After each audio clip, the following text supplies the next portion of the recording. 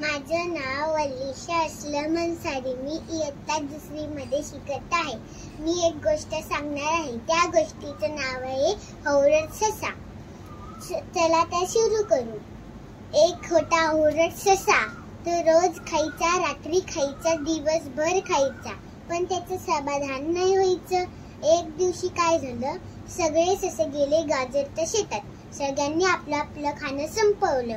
हौरट ससा अजूनपर्यंत खात राहिला. एक ससा म्हणाला, ए लवकर खा, नाहीतर शेताचा मालिक येईल. हौरट ससा म्हणाला, अरे थांब रे, अजून खातो मग जाऊ.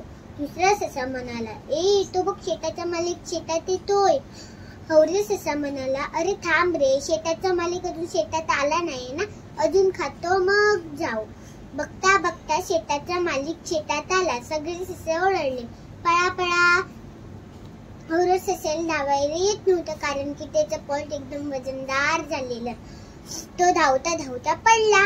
शेताच्या मालिकने खाली पडलेले दगड ते उचलून त्यांनी मारले पायावर.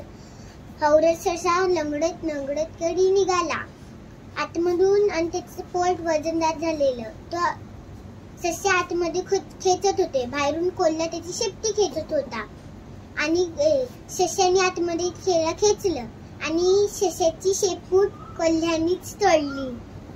झालं माझ्या गोष्टीचं. कसं वाटलं? गोष्टीतून आपल्याला काय शिकायला भेटले? हौरटपणा करू नाही.